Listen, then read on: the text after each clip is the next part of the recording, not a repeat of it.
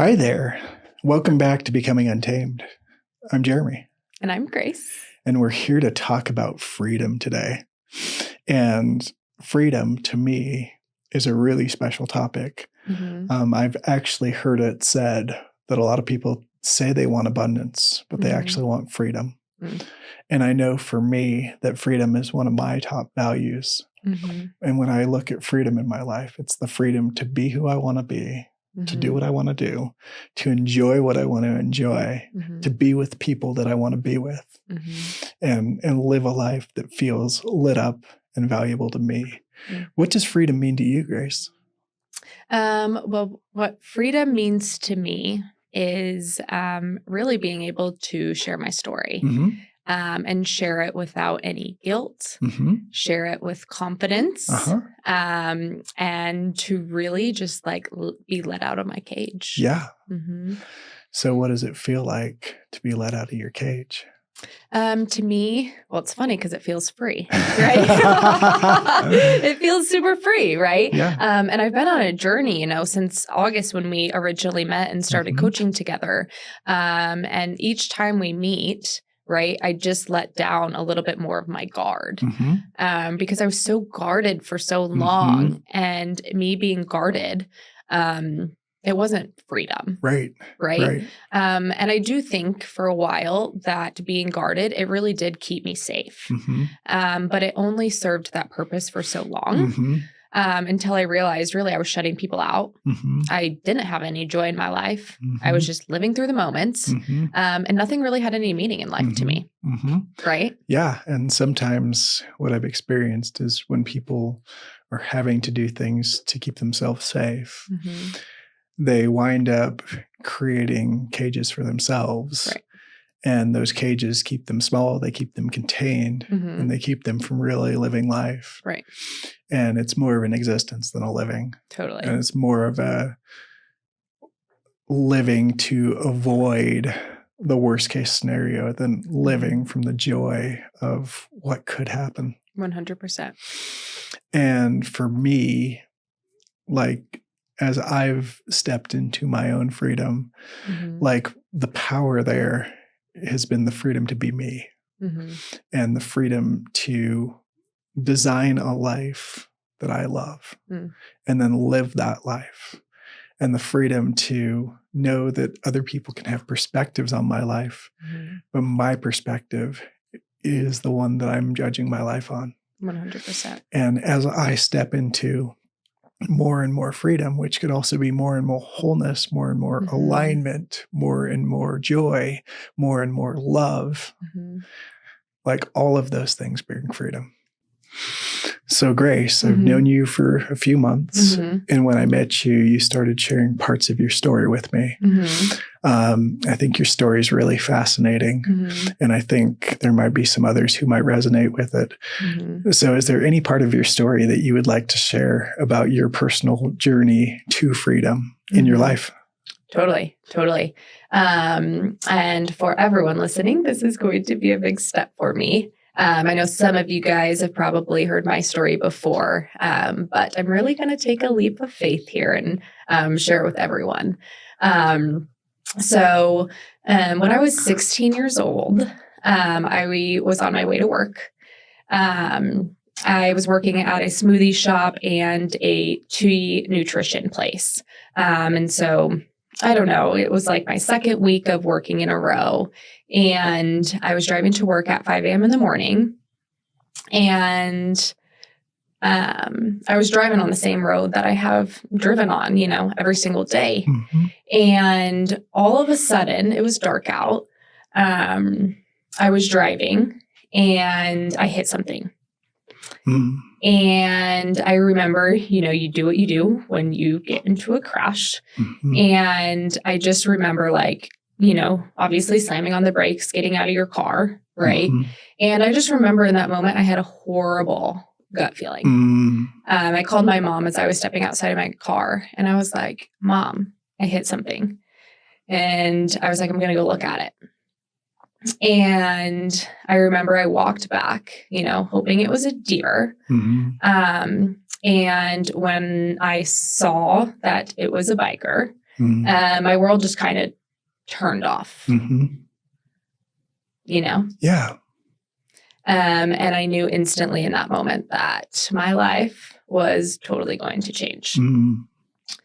That being said, you know, it was only probably a few minutes before, you know, the ambulance got called, right? There was someone coming the other way. So we were giving him CPR.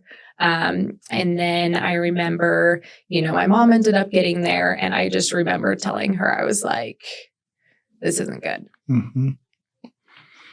And I remember, you know, we were probably on the scene for about 2 hours or so.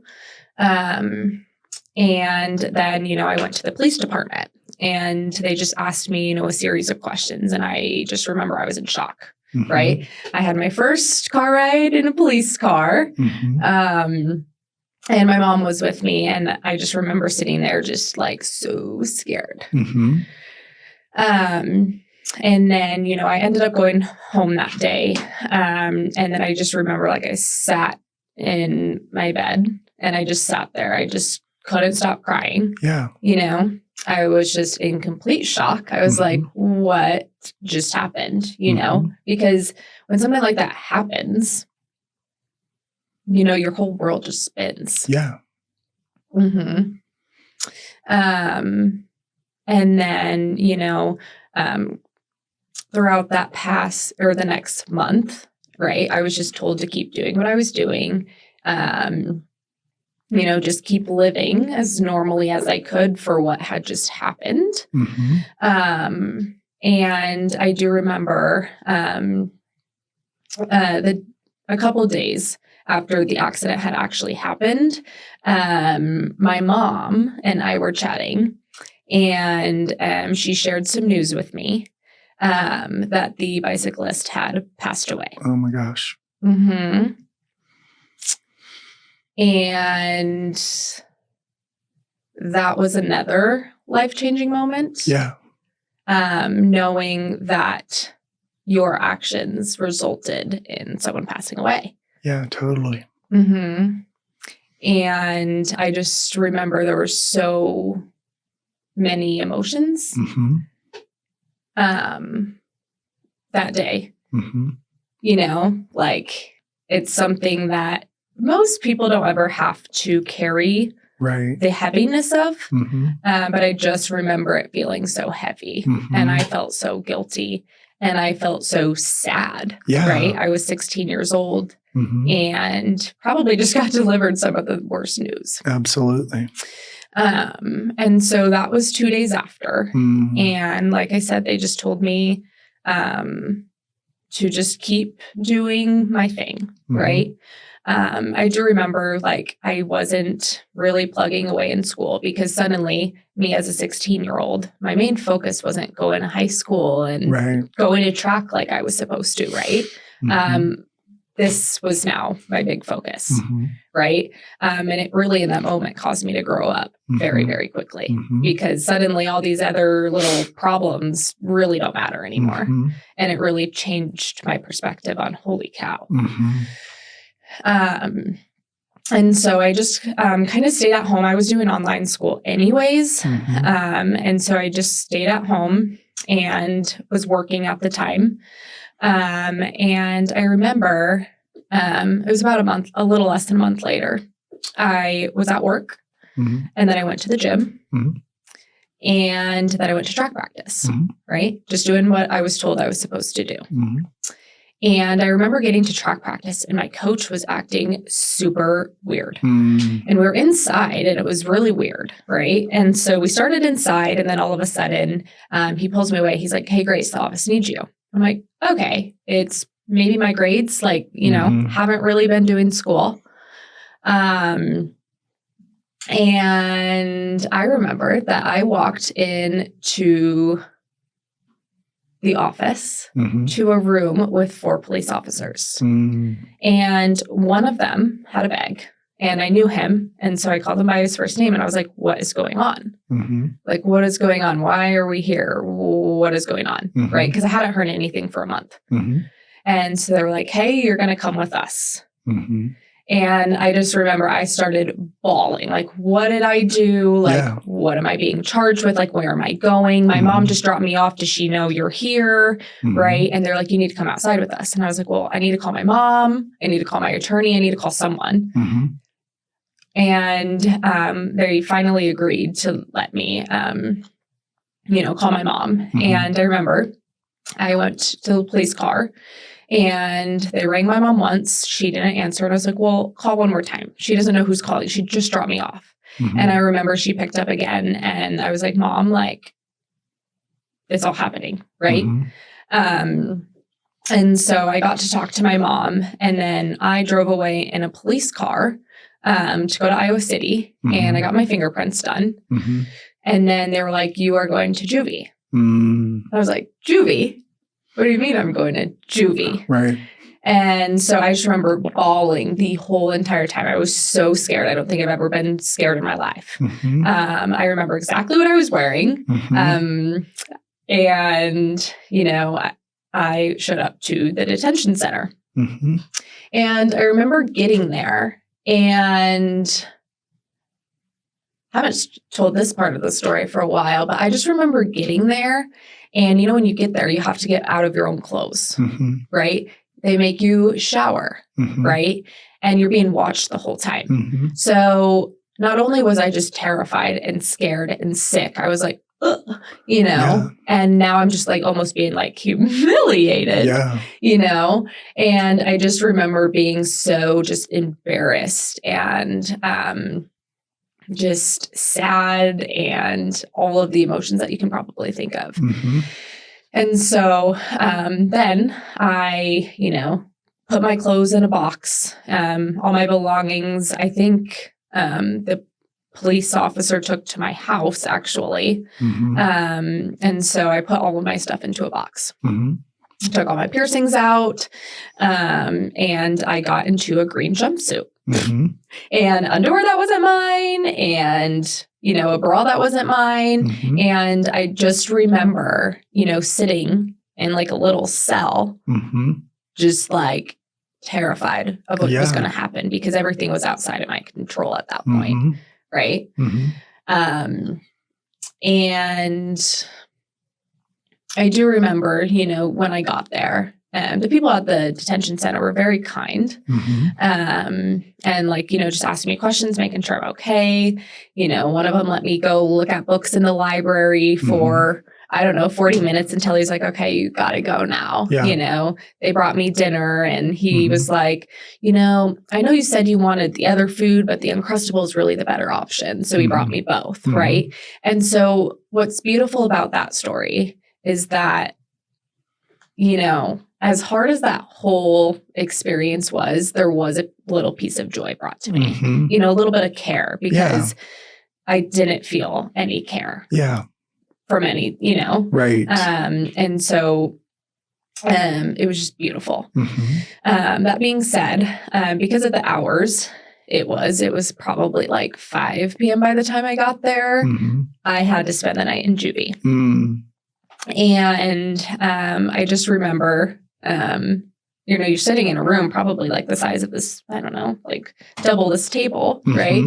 And I honestly can't remember a ton from when I was there in juvie, but I do remember small pieces. And I remember waking up the next day, and suddenly I'm the only girl out of, I don't know, there's probably like 15 people there. And I just remember the whole time I was there, I was like, okay, when can I get home?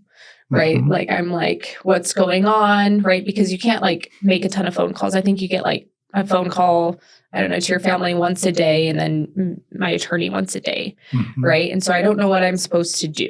Right. I've never been into this situation. And, the next day it goes past, you like kind of go to school when you're there, and you have lunch. And then you like sit through this class when you, I think it was called the OPOD.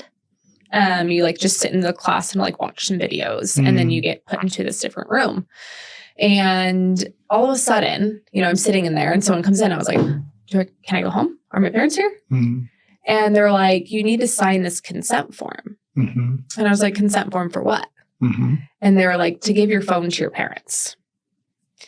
And I remember in that moment, I just knew, and like I get the chills as I'm saying this, that it was bad. Mm-hmm. And what I mean by it was bad was that everyone in our community has found out about this. Mm-hmm. Everyone's posting about it on social media. Mm-hmm. Everyone's talking about it throughout, the Iowa City and Cedar Rapids schools. Mm-hmm. Everyone's talking about it. Mm-hmm.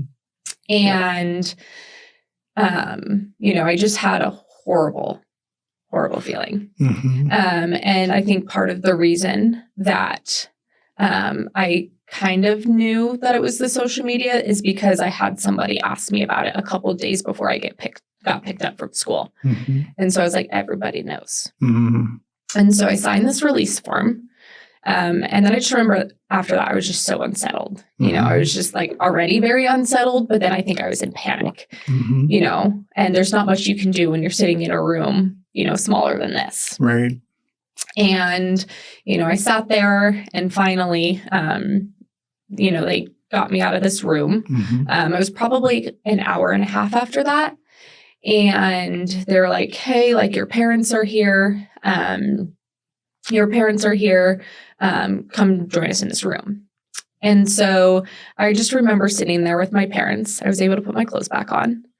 And the detention worker, and then what's called an ADDI worker.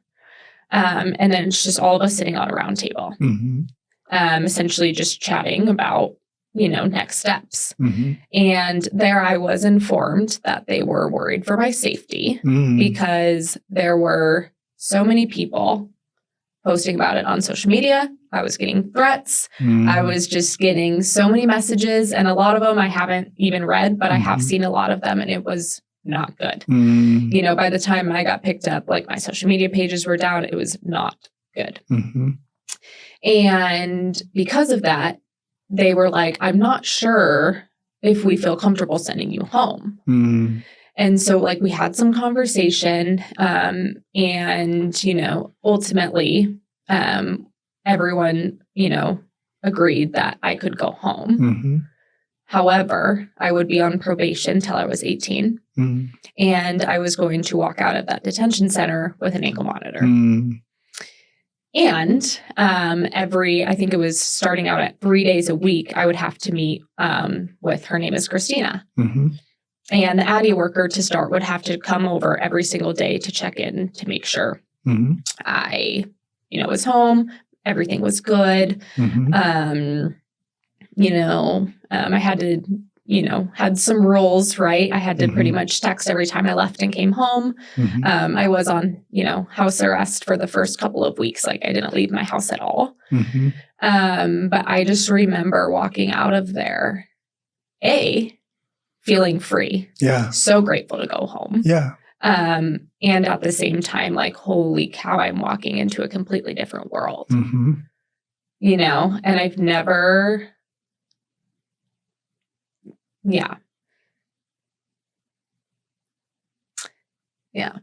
I just remember driving home. And yes, it was relief, but it was also,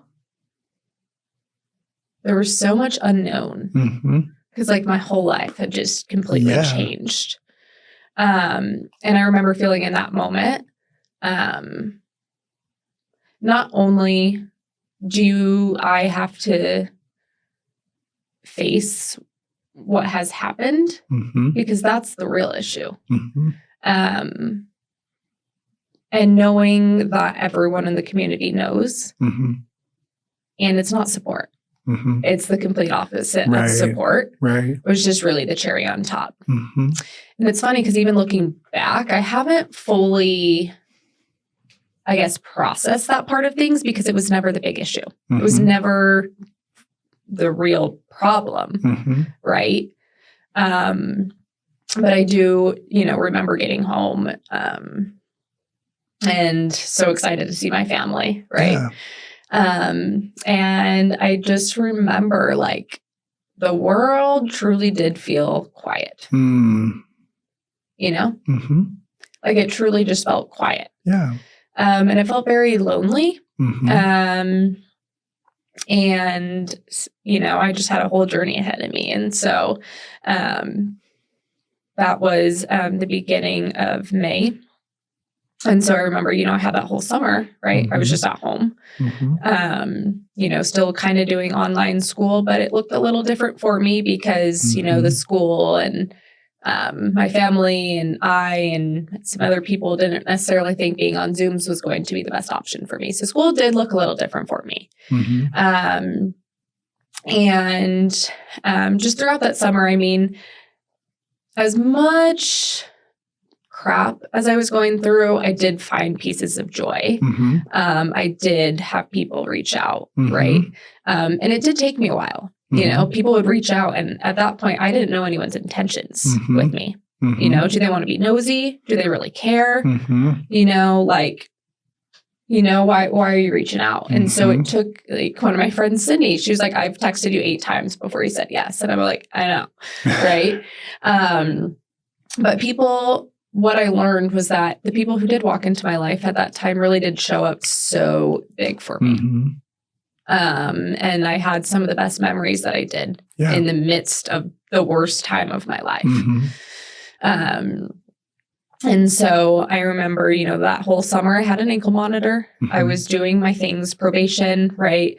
My check-ins with Christina, who ended up being one of the biggest blessings in my life ever. And, I just really just started doing what I was supposed to do. And it's funny because I never knew what I was supposed to do. I remember that whole time, I'm like, I don't know how to feel, right? I don't know how to act. I don't know how to show up. I feel like I can't act happy because I just did this, right? But I can't be sad because then you're worried for my safety, right? And so I just remember I never fully knew how to feel, and I did not feel safe, right? It was really, really hard, But that whole summer, I just kept doing everything that I was supposed to do. I remember after like 4 or 5 months, I ended up getting my ankle monitor off, which was beautiful. The girl, her name was Rachel, and it was actually her last day on this job. And she took my ankle monitor off that day because my probation officer was like, yeah, like she's done. And so I just remember that was one of the best feelings that I felt that summer, was getting that off. It was a little sense of getting a little bit of freedom back. Absolutely. I still was on probation, and I had multiple court dates as well. And those were also very, very hard. And,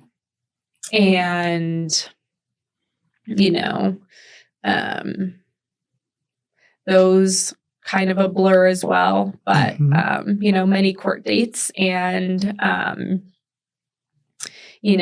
obviously what happens at court stays at court. But, I remember kind of after that, after my last court hearing, it was kind of the next steps from there. And I just remember that, we agreed that I'd be on probation until I was 18 years old, right? I would do 520 hours of community service and a few other things, right? And so I kept doing everything that I said I was going to do. And just really started working on me again. Fast forward, I guess, a lot of the nights, there was a lot of hard nights. It was truly a very, very hard time, but I did find pieces of joy, and I feel really happy to admit that because I did feel support from my family and some of the friends that were in my life at the time. And, I did do my best in everything that I said I was supposed to do in that moment and just conquer it every day, you know? Now, kind of fast forward a little bit. I was still on probation at this time, and I was doing my community service. I think I started working by this time. And what was really special, obviously I was still on probation, so I had to ask for permission to leave. But my friend Sydney and her family were going to Jamaica. And it's super cool because we were there essentially right over my birthday. We left, I don't know, maybe January 4th, and we got back the 14th or something like that. And so I asked for permission to go, and my probation officer said yes. And what was super cool and special about this is that I knew that I would be walking into Jamaica, you know, on probation, 17 years old, and I would be walking out, you know, not on probation. Yeah. You know, I'm like, it's like a new chapter. And I just remember, like, I just felt so much just joy and sadness and, you know, all of the things that you can feel. But I remember really feeling like I walked out of Jamaica like a different person, you know? And so I don't think I could still drive at that time. I couldn't drive for about 2 years, maybe a little over. But, you know, fast forward, I ended up getting my license again. And, you know, I really started continuing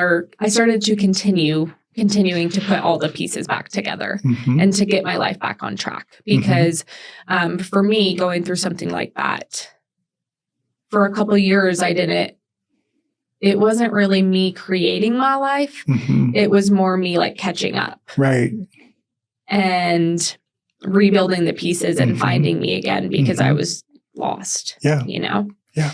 And I just remember, you know, I did do school sports my junior year.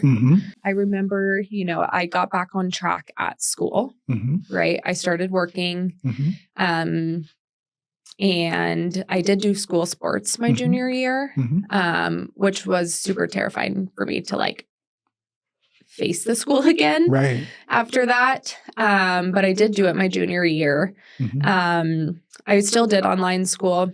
And then, you know, I made it to senior year. And most of senior year, I was just doing college classes, which was super great. And I was working, you know, just getting my life back on track. Right. And I remember graduating. I didn't walk, right, do the whole graduation thing just because my school is not my favorite place. There was a lot of mean people who have said hurtful things. And, you know, I just never went back to school. So I didn't end up walking, but I did graduate. And I did graduate, I think, with a 4.0. Nice.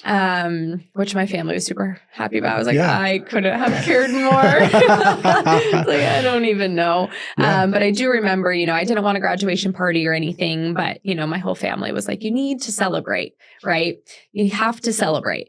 And so we did do a little get together at my house, which was super special looking back. Right. And it was a great milestone because I had been through a lot in my high school years. You know, my sister is 16 right now. And I'm like, holy cow, that's when this all started for me. I could never imagine that happening to my sister at that age, you know? And so I remember I went to my graduation party, and, you know, it was a great day. And I do remember one person that showed up was my Christina Weena and her husband, which was so special because Christina Weena was just my biggest blessing throughout my entire accident. My summer, she and I met like 3 times a week. It ended up being 2 times a week, but we would drive around for hours, like hours. I remember there was one day, it was literally, again, one of the worst times of my life. It was super hard. My boyfriend at the time and I broke up. And I just remember after that, I was like, like another point, like you're already super lost and it's just another point of panic. And I remember that day, she and I drove around for 6 hours. Wow. 6 hours. Wow. Yeah. And she just showed up so big, and she was the most sarcastic, amazing, loving, funny person, you know, but just having her, it's wild because, you know, she was a blessing along the way as well. Right. And there was other times she'd bring paint, right? She hated shopping, and she went, you know, core outfit shopping with me to the mall.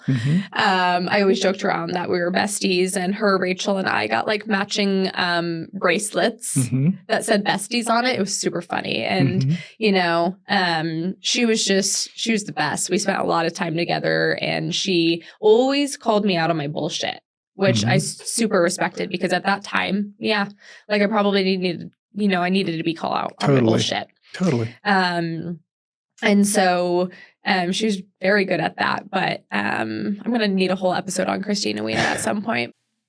And what I remember about Christina Weena is there were so many nights that I just felt lost throughout, the summer after my accident. And the beautiful thing about Christina is she believed in me. I feel like everyone else in the community thought I was some monster, and she believed in me and just saw me for who I was. And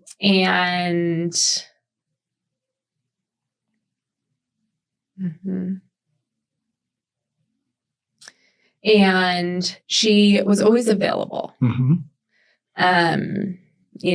She was just always there, just with some encouragement, like her energy, like just she was so big. Fast forward, after a couple of years of a lot of healing, a lot of time working out, school, all community service, all of the things, right? I finally graduated, like I had mentioned. Yeah. And a couple months later, I decided I was going to Kirkwood, which is a community college. I was going to school for nursing. And they had one of the best nursing programs in our area. And so I remember that, I started school and I ended up getting an apartment. And I just remember I was so excited to be in my own space, to be on my own, to get out of my home. I love my family, but there was a lot of memories there. Yeah. Like a lot of memories there. And so I just, finally got the opportunity to just go. Right. And so that was, I don't know, probably July or August. I moved into my apartment. And it was, again, another beautiful restart. I started school. I was still working at the time, right? And it was just to be, an exciting new chapter. And again, that was in June or July. And I remember I was going to school, school is fine. School is never my favorite. I always kind of told myself I was going to be an entrepreneur, when I was like 16 years old, but I started going to school. But then I remember one morning, things were going great. And I remember one morning my mom showed up with a box of tissues at like 7 a.m. And I was like, is everything okay? And like, she just started crying and she sat on my couch and then was like, Grace, your Christina Weena died. And for you guys, I know I didn't explain a whole lot who Christina Weena was, but for those of you who do know who she was, to me, she was super important. Yeah. And I just remember I was like, there's no way. Yeah. Like besides my family, she was probably the worst person that could have died. Totally.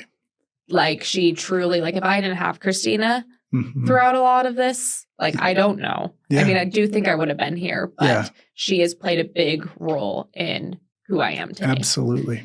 And I remember again, my world just stopped. I'm like, I cannot catch a break. Yeah. Right? I was like, there's no way. Yeah. Right. And I just remember I was like, holy shit, you know, like she's still pinned on my text messages. I literally can't bring it myself to unpin her. Right.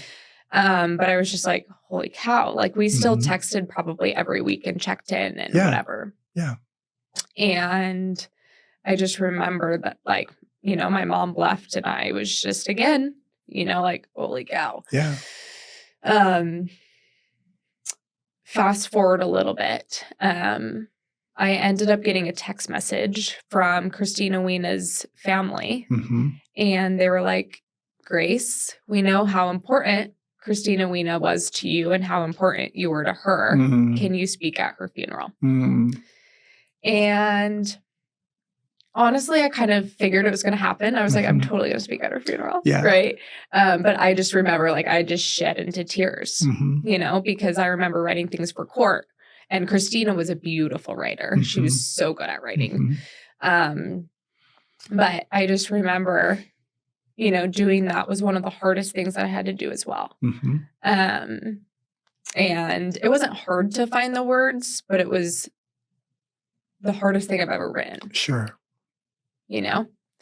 And I remember waking up for her funeral. Mm-hmm. Well, I guess we go to her visitation. Mm-hmm. And the night of her visitation, I started getting so sick. Mm-hmm. I got food, and then all of a sudden I'm nauseous.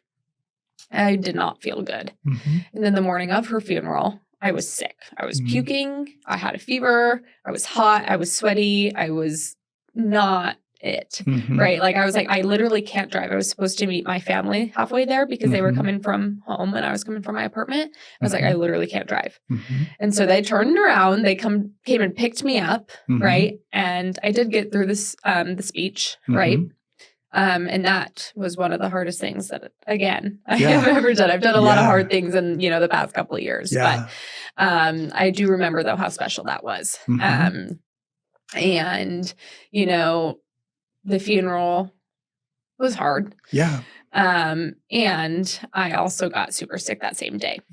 And I remember I got home from the funeral and, the week after I was so sick. I was puking. I had a fever. My parents hadn't heard from me in a couple of days. And all of a sudden my friends breaking in was like, holy cow, right? And then my mom ended up showing up and she took me home. And I remember going to the ER and, because I had a 103-degree fever, I felt like someone was slamming my ribs together. I felt horrible. I had a headache. It was the chills. It was sweating. It was the whole thing. So I remember going to the ER. And when I was at the ER, we found out nothing. And keep in mind, before the ER, I was having neck issues. I was having back issues and stomach issues, and that was totally my body carrying on to some of the trauma that I was feeling that maybe my brain couldn't focus, on in the moment. And so, but this was a big moment because when we were there, we found out nothing. And I kind of said, I was I don't know, this just feels like so much pain, right? And so, I ended up leaving the hospital, going back home. But what that moment taught me was that Christina was so important to me. Yeah. But in the same moment as well, I realized, and I always kind of thought this, while I was getting MRIs and going to specialists for some of my body, I always thought that it was my mental health. Right. I always thought it was some of the things that I have been through that maybe I haven't fully processed. Right. I was going to therapy, but I wasn't going deep enough. Right. And in that moment, I was it's the pain. That's what's causing this. And I do remember I was on a lot of medications at the time. I was probably on 6 different medications. Not long after that, because I kept, I would keep getting sick. And I was I'm done with this. So I ended up getting off all of my medications. And I just tried to, continue getting back on track. Right. Not long after that. So that was September, October, November, December. I was kind of getting back on track, doing my thing. Right. And in December, I was working at a bar at the time. That was one of my jobs. And that night, I got off early, right? Which never happens when you work at a bar because usually it's really busy. And I remember I got home early and all of a sudden I'm home with a few friends and there's a cat at my apartment. And we were we sat out there for 40 minutes. It was December, but we were sat out there because we saw a cat and then someone running away inside. So we were is this anyone's cat? And so we waited there for 40 minutes and then took it inside. And so then, I've never had a cat. I didn't like cats at the time. So I thought. And so then the next morning, I went to the vet, got the poor cat some food because it was really hungry and skinny and, started researching what does a cat need, right? And then I became a cat mom. And me becoming a cat mom, again, changed my life, because I had this little perfect little angel who is now my best friend. Yeah. But just becoming a cat mom just totally changed my life again Mm-hmm. for the best way. Mm-hmm.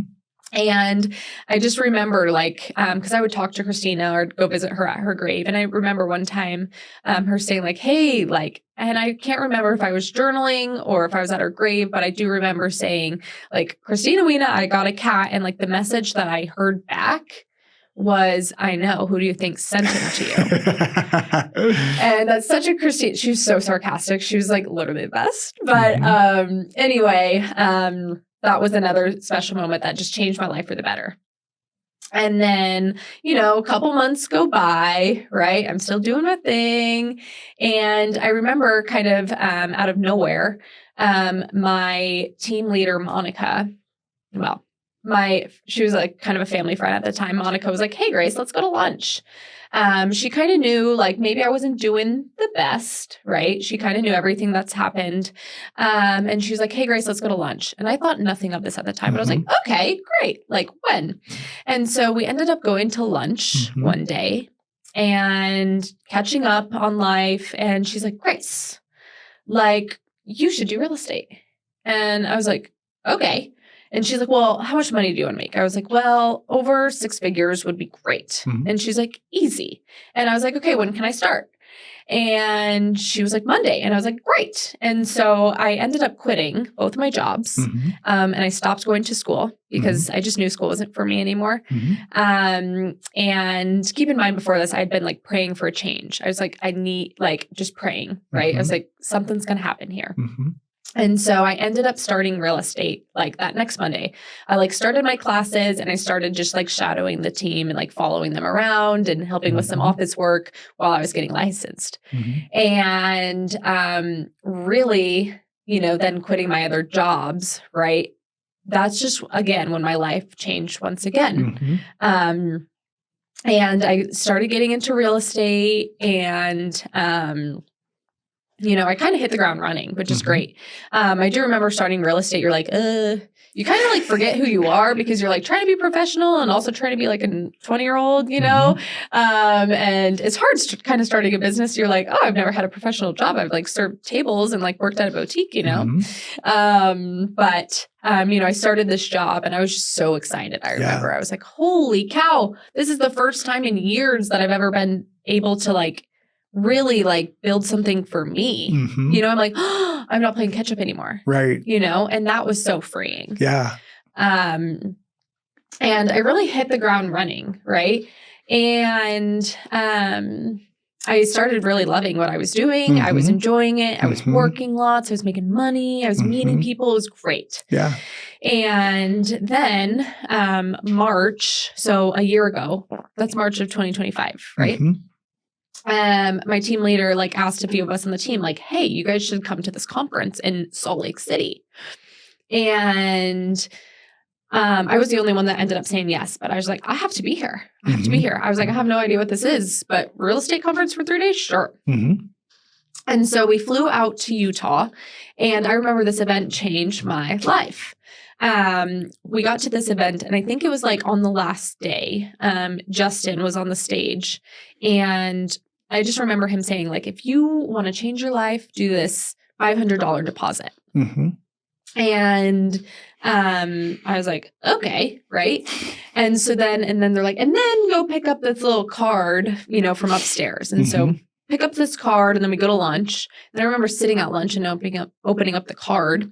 And I remember the card, it was like for the inner circle. And it was like $30,000. And I look at Monica and I'm almost in tears. I'm like, and she's like, you're fine. You're good. She was just nodding at me because she knew exactly what was going to happen. And so then that night it was a cocktail hour. And you guys, this is funny. The cocktail hour was at, I forget what it's called, but you have to be 21 or older. And I did have a fake. I didn't use it a lot because I didn't go out I didn't really go out or use it, but I did have it. And so I was like, Monica, what do I do? She's like, you're fine, right? And so I used my fake ID to get into this, happy hour, right? Where the forum, where they were talking about the forum. Okay.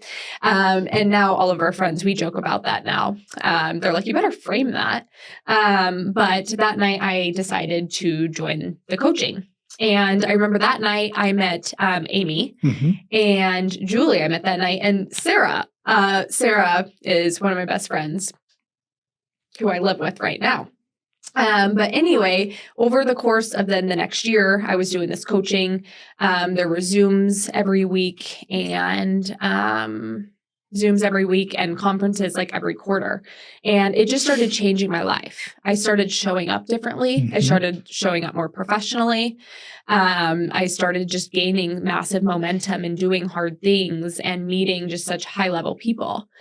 And it was just amazing to see what happens when you started getting into proximity and when you start investing in yourself, because that's something I've never done before. And, that was over the course of, the next, year. And kind of now fast forwarding to October, October, I started, becoming friends with some more awesome people like Jeremy. And in October, we were celebrating our friend Julie's birthday in Mexico. Julie was like, hey, do you want to come to my birthday party? It was her big 50th birthday. It was awesome. But when we were there, that's, we were all just having some conversation. Some of them were like, Grace, you really like Iowa? And I was like, well, no, but, I have my business here. I just bought a house. And, all of you guys were like, okay, and? Okay. And so I remember a few of us, we were sitting in the pergola. Jeremy was there. And we were like, okay. I was like, okay, I am moving the last week of December. So right now we're in October. I was like, okay, I'm moving in December. And so I remember I was like, okay, I'm doing it, right? I don't know how much conviction I truly had, but I was like, I'm doing it. And then what made it really real at that point was Jeremy was like, because me and Sarah were like, we'll just drive across the country, right? We'll drive my car so me and my cats can get there. And Jeremy was like, okay, 2 girls driving across the country alone, I'm booking my ticket. And Jeremy booked his ticket to Iowa that day. And so I was like, oh, this is becoming real. And I was like, okay, I'm moving, right? And, then I remember the next day, I signed up for my real estate classes to apply for something. So I only had to do the Utah portion. And I remember then flying home and I just took instant action. Jeremy and I started working more seriously together, which was super helpful because throughout this time of change, I was making a big decision. And I was like, if I'm going to move, I can't bring the same identity with me. And so Jeremy showed up so big throughout this whole time for me. He's the best. But I really got to work once I got home. I was at it. I was like, I have a condo that I need to list. I was like, I need to take my Utah classes. I want to hit the ground running when I get to Utah. And I want to spend time and enjoy my last bit living in Iowa because this was a quick decision. But I was like, if I don't go now, I'm never going to go, And so then, I did my thing and December 28th, Jeremy and Sarah got into town. They drove through a blizzard from Minnesota to get to me. And they ended up showing up. It was late the night before. And then that morning that we were leaving town, of course, the only opening for the Utah exam was the morning we were leaving. And so I was like, hey, friends, we're going to have to leave a little later. So I took my real estate exam that morning and I passed and then said goodbye to my family and we drove across the country. And I remember just leaving. That's probably the most vulnerable I've ever been. Well, one of the times that I've ever been. Because I'm saying goodbye to everything that I've ever known. And it was so emotional and hard to actually leave. But it was also driving. I don't think I've ever felt so free. I've always said, since I was 16, 15, I was I wanted to move. And I moved, I was like, holy cow, everything that I've ever known, I'm just driving away from. And so we drove to Utah. I do remember, we got to Utah and I was sick, right? And so again, I think, we had some conversation. It's probably my body just responding to some of the change. But, we got to Utah and then it was the new year, right? And I had the ultimate hack into moving into a new place because we went to Joe Dispenza at the beginning of January. And it's so funny because, I was totally just in a very vulnerable place. And I remember going back from Joe Dispenza, like I walked out again of that retreat a different person. Yeah. And then just from January to now, I've just really just been so intentionally creating a life for myself, showing up as the person that I want to show up. And really, it's like every single day I'm becoming the person that I want to more and more. And it's just beautiful. And I love that. So it sounds like you've been embracing freedom day by day and going from a situation that was completely out of your control and going through life, doing the best you could at every stage and continuing to find your way back to you. What does it feel like now to live in this space of the freedom that you found? It's really amazing. Because I don't think I've ever been so authentically me because I was so scared to be me and I was scared to feel and I was scared to experience and I was trying to be someone that I wasn't and it wasn't even intentional. I just like the way I was showing up. I don't know who I was trying to be, but I wasn't trying to be me. Right. And, since I noticed that, I've been able to just step into this version of me. And I just learned to love myself more and more every day. I have compassion for myself and I appreciate where I'm at. I know that I'm doing my best, right? Because for a while I was so hard on myself, mentally, emotionally, physically, because the gym, was a big escape, right? And sometimes that didn't make my body feel good, right? And now, I just take care of myself and it's just, something that I prayed for. I always used to pray for the moment that I'm in right now. Yeah. And so I just try to appreciate that every single day and just have so much love and compassion. Yeah. Yeah. Well, that was a beautiful story. And I want to thank you for opening up and being so vulnerable. Grace is a beautiful example of what walking into freedom and living into freedom and choosing freedom can look like. So thank you for sharing your becoming untamed as you've walked back into your authentic self through some really, really challenging circumstances. And now you're living a life that's authentically yours. I love my life now. Yeah. So we want to thank you guys for tuning in. We want to thank Grace for sharing her story. And if this resonates with you, if you know somebody who this might inspire, feel free to share it. We'd love to share this story because the story is powerful and it might change somebody's life.